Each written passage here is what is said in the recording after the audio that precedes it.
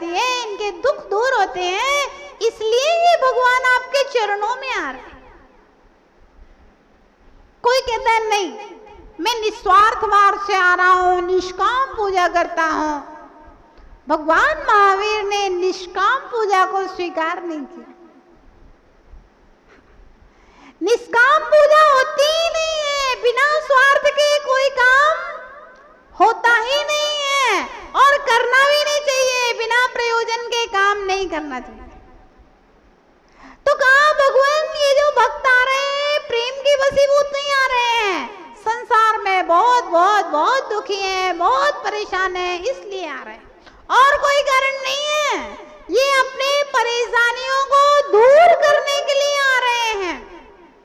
कहा है, भव सागर में दुख ना मिलता, तेरी शरण में आता क्यों। क्या कहा, ध्यान से सुनिए।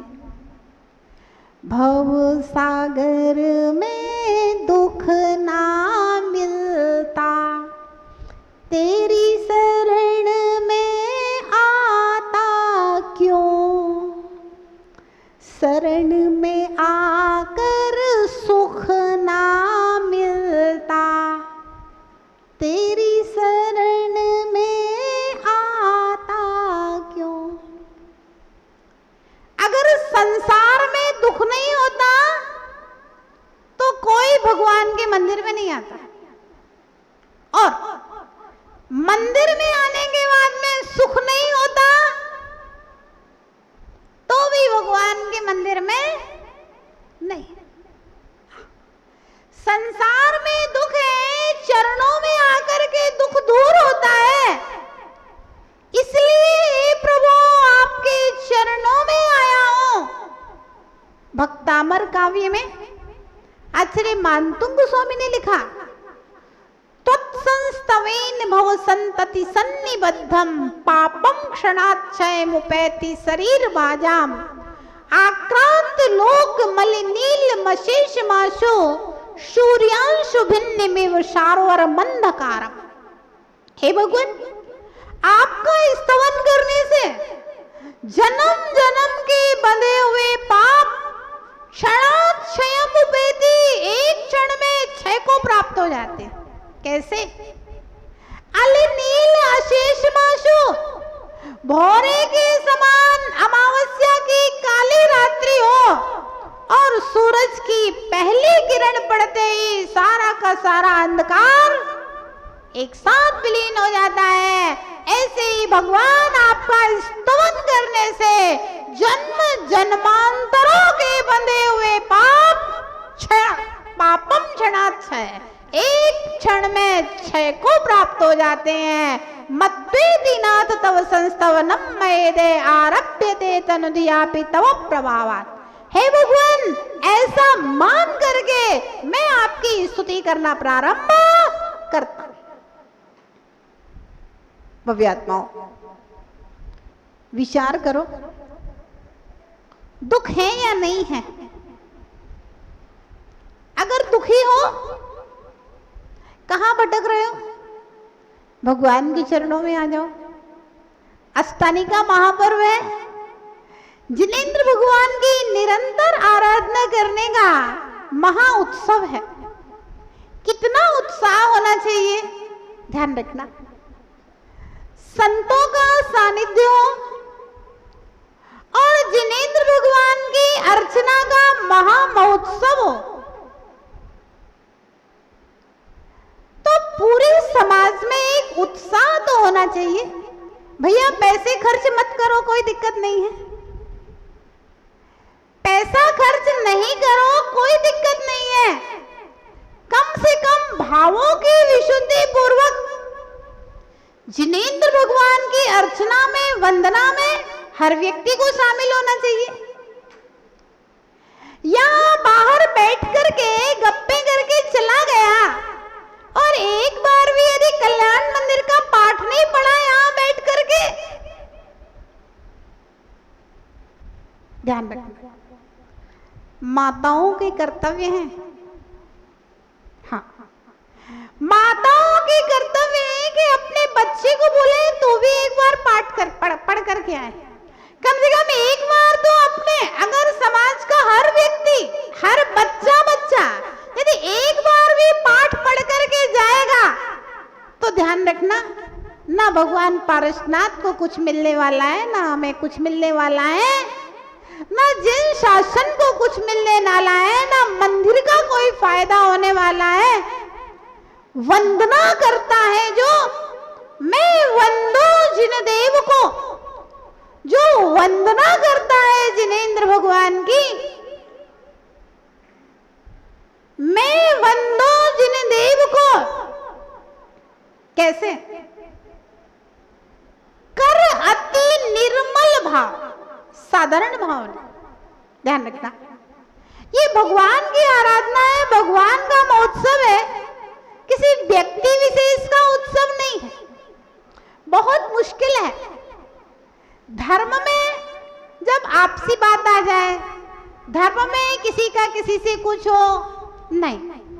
बहुत सारी जगह तो ऐसा है कि लोग मंदिरों के नाम पर लड़ते हैं, शादी विवाह में खाना खाने जाएंगे, वैसे बैठेंगे उठेंगे, सामने घूमने जाएंगे, लेकिन उसका मंदिर है तो उसके मंदिर में दर्शन करने नहीं जाएंगे। ऐसी ऐसी जगह हमने देखा है। हाँ, झगड़े हैं मंदिर के नाम पर, उसका मंदिर है तो उसके मंदिर में दर्शन करने नहीं जाएंगे, बाकी सब उसके साथ में सब चल रहा है, व्यवहार चल रहा है। अव्यात्मा धार्मिक उत्सव है, जिनेंद्र भगवान की आराधना का महोत्सव। अगर शत्रु के घर में भी होना तो भी जाना नहीं छूटना, क्योंकि जिनेंद्र भगवान की आराधना का महोत्सव जैसे आम्र के ऊपर बोर लगता है, आम्र का बोर लगता है तो कोयल अपने आप कुहुकने लगते हैं। जब बादल गरजते हैं तो मयूर अपने आप नृत्य करने लगता है। आम्र पर बोर लगे और कोयल ना कूके। जिनेंद्र भगवान की आराधना का महोत्सव और भक्तों में उत्साह ना आए, अगर बादल काले काले आकर के गरजे और मयूर नृत्य ना करे तो वो मयूर नहीं। अगर बोर लगे हैं और कोयल ना कूके तो पता नहीं कोयल है कि कौवा है। ध्यान रहे, जिनेंद्र भगवान का महामहोत्सव, जिनेंद्र भगवान की आराधना हमारे लिए फायदेमंद है, हमारे दुखों को दूर करने वाली है। दूसरे के दुखों को दूर करने वाला भगवान के, उससे कोई फायदा होने वाला नहीं। मैं वंदो जिन देव को कर अति निर्मल भाव। क्यों? क्योंकि कर्म बंध के छेदने।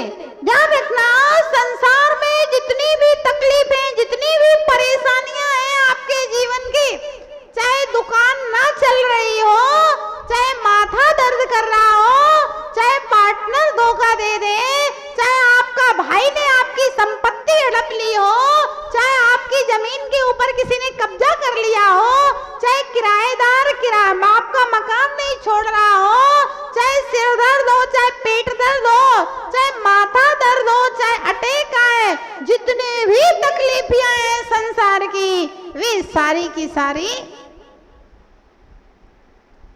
पाप कर्म के उदय से, पाप कर्म के उदय से है, असाता कर्म के उदय से है, और कर्म बंध के छेदने और न कछो। भगवान कर्म बंध के छेदने के लिए आपकी भक्ति के अलावा कोई दूसरा उपाय। वंदना कर्म किसे कहते हैं?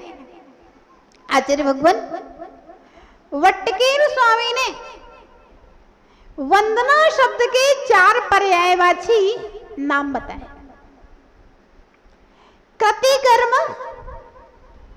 क्षिति कर्म, पूजा कर्म और विनय कर्म।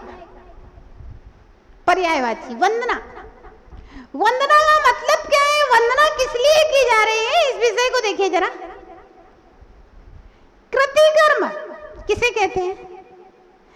जिस मन के परिणामों से, वचनों की शब्दावली से और काय की क्रिया से, जिस मन वचन काय के द्वारा 8 कर्मों का नाश किया जाता है,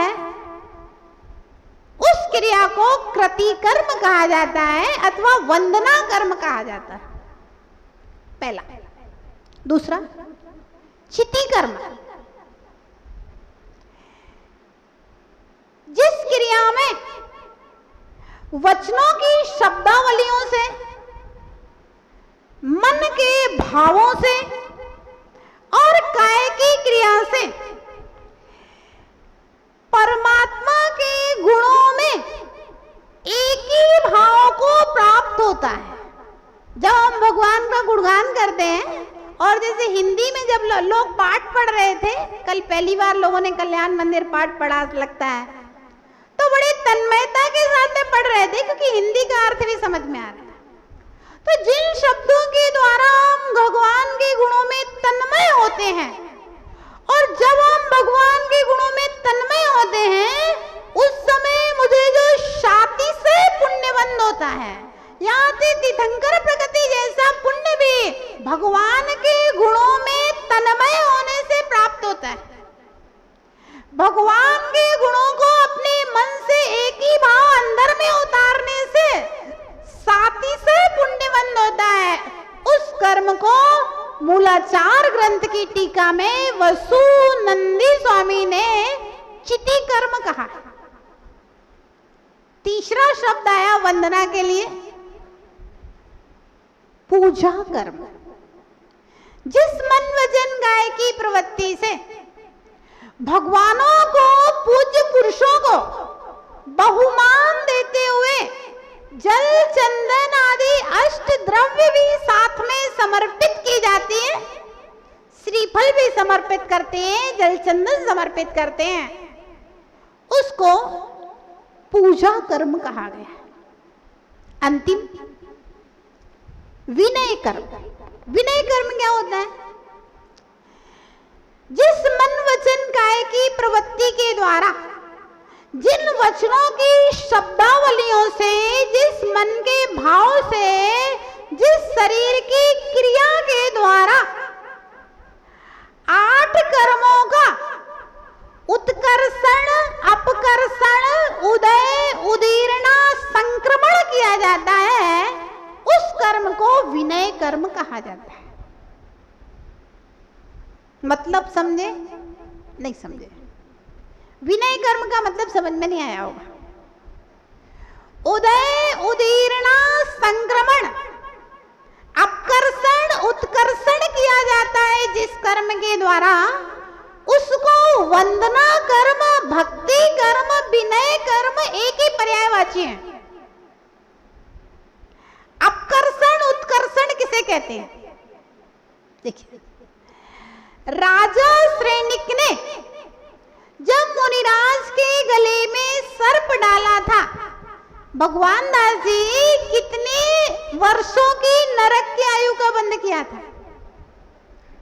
7 नरक, है ना? 33 सागर। कितने होते हैं 33 सागर, मालूम है आपको? बताएंगे किसी दिन, तत्वार्थ सूत्र की क्लास पढ़ने आओगे ना, उसी में बताएंगे। 33 सागर, अपनी भाषा में अपन कहें असंख्यात वर्षों का, जिसकी कोई संख्या नहीं है, इकाई, दहाई, सैकड़ा, हजार, लाख, करोड़, 10 करोड़, पदम, बहुत असंख्यात वर्ष का नरक आयु का बंद किया, 7 नरक का। लेकिन भगवान महावीर की इतनी पूजा की, इतनी आराधना की, इतनी दिव्य ध्वनि सुनी उनकी, इतना जिनवाणी का श्रवण किया कि क्या हुआ? उस वंदना से 33 सागर की आयु अपकर्षण हो गई। अपकर्षण मतलब कम होना। मात्र 84,000 वर्ष शेष रह गए। 84,000 वर्ष भी कम नहीं होते अपनी भाषा में। तो अपनी भाषा में 84,000 वर्ष का मतलब 84 साल की आयु हो तो 1000 जिंदगी, 1000 जन्म, है ना। लेकिन 33 सागर में तो असंख्यात जन्म हो जाएंगे, है ना। तो इस प्रकार से इतना बड़ा पाप कर्म अपकर्षण होकर के, कम होकर के मात्र 84,000 वर्ष की आयु नरक की उनकी रह गई। इतना सारा साता वेदनी कर्म का द्रव्य था जो 33 सागर तक फल देता, वह कम होकर के 84,000 वर्ष शेष रह गया। इतना सारा शुभ नाम कर्म, आयु कर्म, अंतराय कर्म, ज्ञानावरण, दर्शनावरण आदि था जो 33 सागर की आयु तक कष्ट देता, परेशान करता, वह मात्र 84,000 वर्ष शेष रह गया। इसको कहते हैं अपकर्षण, पाप का अपकर्षण, है ना। तो भगवान की आराधना करने से जिस पाप कर्म का फल आपको 10 साल तक मिलना होगा, मान लो 20 साल तक मिलना होगा, तो हो सकता है आप भगवान की आराधना करेंगे, पूजा करेंगे, तो उस पाप कर्म का फल तुम्हें महीने, 2 महीने, 4 महीने में निपट जाए। लेकिन लोग तो ये सोचते हैं भगवान की पूजा कर रहे हैं तो बिल्कुल हमेशा सुखी रहे। नहीं, जो पाप कर्म किया है उसका अपकर्षण तो होगा, और जिन जिन जो प्रकृतियां संक्रमण के योग्य हैं, संक्रमित भी होती हैं। पाप कर्म पुण्य में संक्रमित होता है और पुण्य कर्म पाप में संक्रमित होता है।